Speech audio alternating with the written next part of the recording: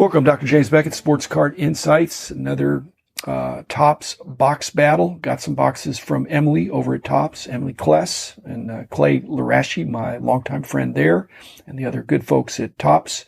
But gotten stuff from the other companies too. Thank you, Panini, Upper Deck, Heritage Auctions, Huggins Scott Auctions, Mike Stadium Sports Cards, Burbank Sports Cards, ComC.com, and Beckett Media, Beckett Grading, Beckett Authentication. So this is a battle between Archives and Heritage. And it's probably not a fair fight because the Heritage is half the price of the Archives, and partly because it's the minor league version of Heritage. But so I thought, well, I'll probably like Archives better because I like, well, there's a design consideration and a player makeup of the set consideration. Again, these have been out for a little while. Archives being about double the price. The real question is, do I like Archives twice as much as I like the Heritage Minor set? Because if it's, I can get two boxes for the same price. So Emily, thank you for sending me two boxes of the Heritage Minors, and then I compared it to a box of Archives.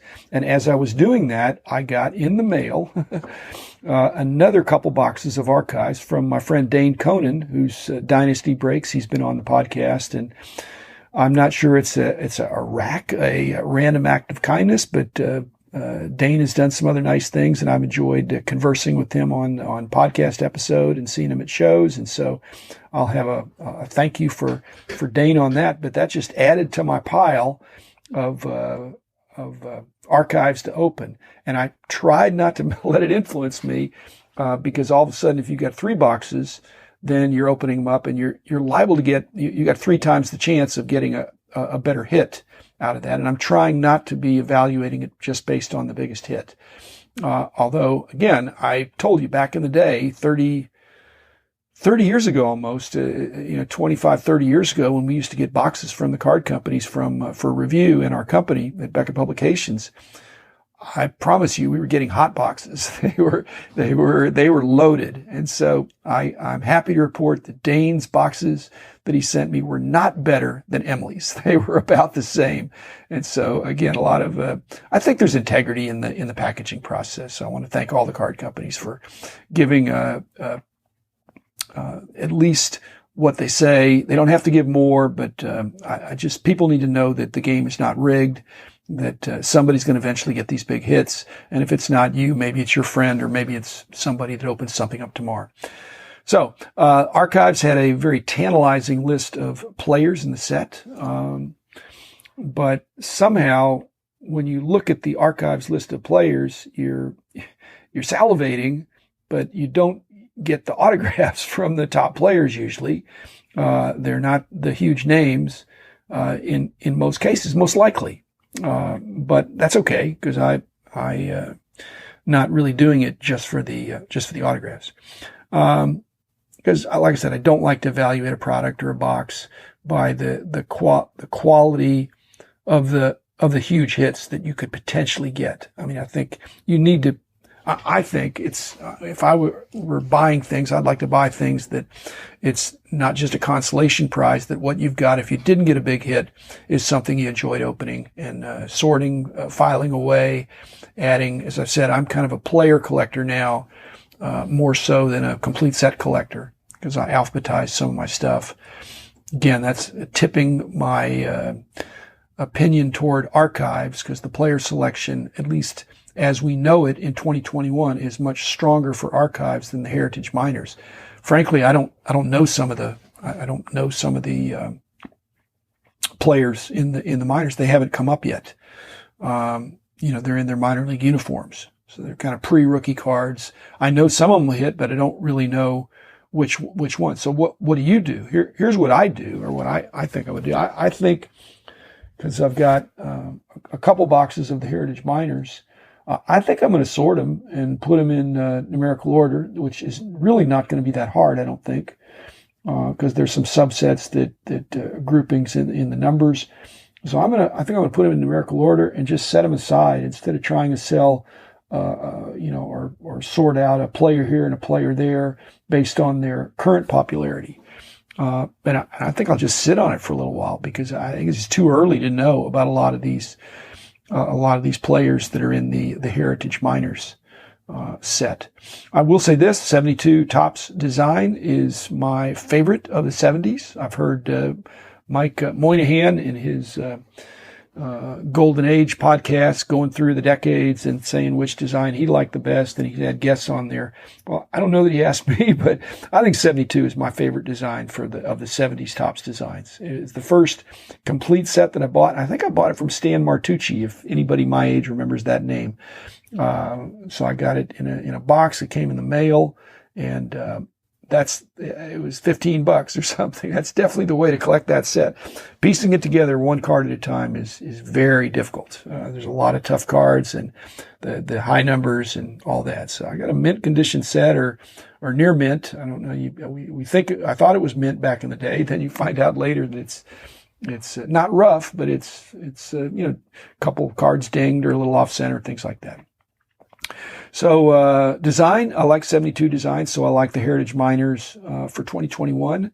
I got a, autograph redemption card. I don't really like those. I've gotten those before, and I'll send it in and process it and patiently wait. But, again, I'm not in a big hurry, but I'd rather just get the on-card autograph, and everybody would, but sometimes it's perhaps not possible. So, it's more work for the company, so I don't think they like. I really appreciated in the Heritage Minors that there were colorful parallels. Again, I'm generally doing a front sort when I'm looking through my dollar boxes and in that era. And so if it's one of those cards, if it's got again, the color just pops.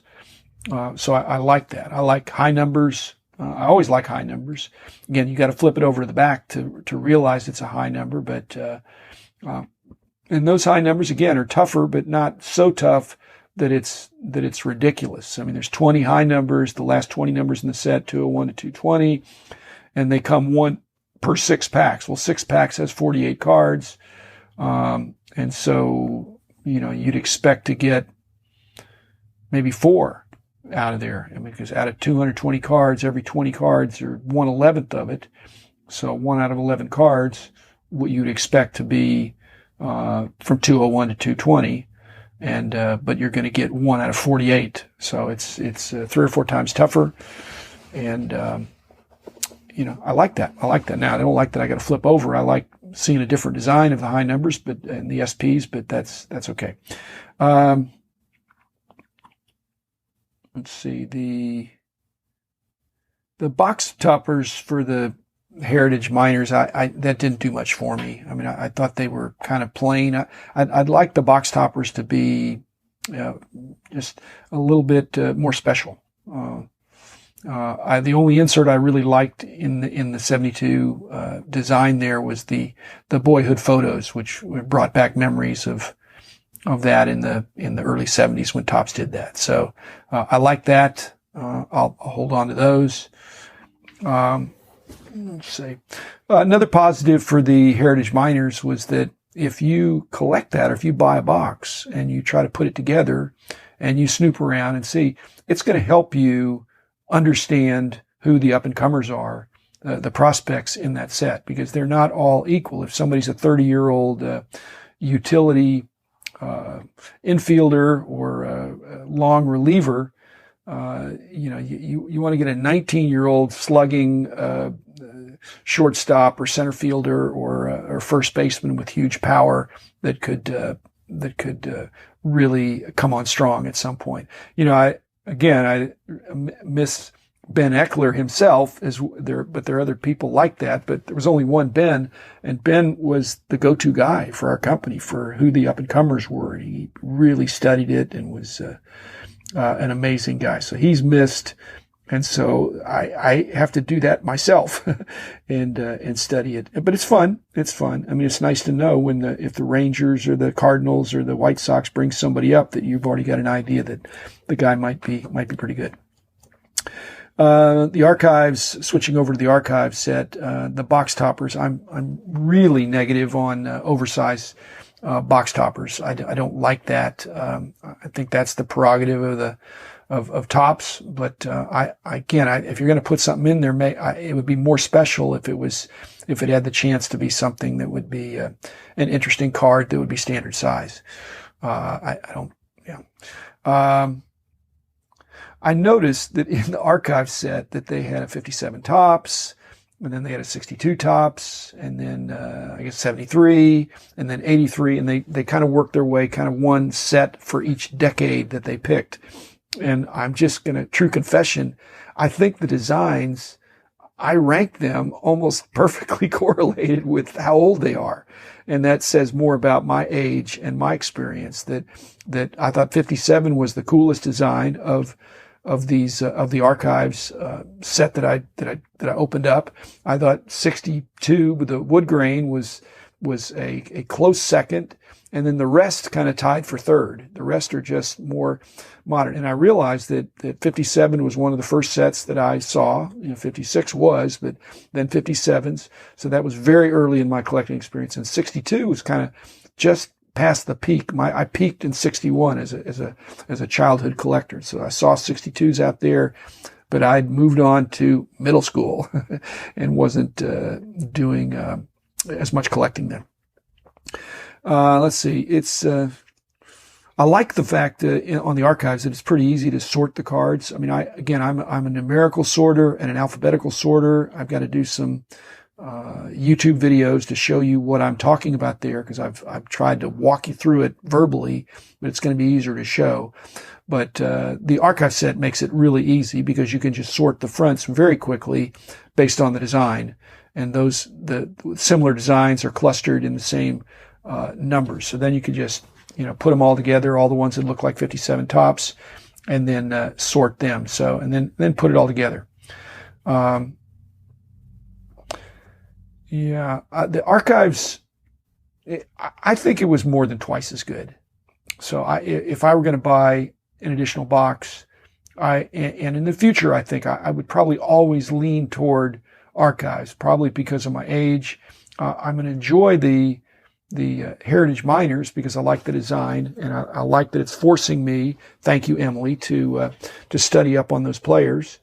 But I think archives I'm probably more the customer for archives. But does that mean that, the Heritage Minor set maybe that product may be a sleeper. That may be a sleeper. It's certainly something you shouldn't be too aggressive in selling off the better cards. Again, it's sports card insight. I wouldn't, if I got, base cards, I don't have a problem. I think base cards are kind of overheated, in my opinion, at this point, even in a 10. And when it's a brand new card, if it's a base card, there's an awful lot of those. It doesn't matter whether it's Luka or Zion or LeBron or anybody. There's an awful lot of base cards out there. So moving base cards is not as big a deal as anything that's a better card of one of these players that potentially could be emerging. I'd hold off on that. I don't know if I'd hold off a year, 2 years, 5 years. Of course, now you're talking about, as an old guy, I don't want to hold off for 5 years. I want to enjoy the hobby now. And that doesn't mean setting something into a deep freeze or deep storage. So I know that patience is a virtue, but on the other hand, this is a hobby that I want to aggressively enjoy. And I had a great time opening these boxes. So thanks, Emily. Thanks everybody for all the collectors that are out there. There is truly something for everybody. And I don't know that I'm the ideal customer. I probably am an ideal customer for archives type things and heritage, with major league kinds of things. I really do enjoy that. But that doesn't mean, it's only for older guys. So, thanks everybody. Have a good time. I'll, see you at one of these shows, and, enjoy collecting in your own way. Thanks. Bye.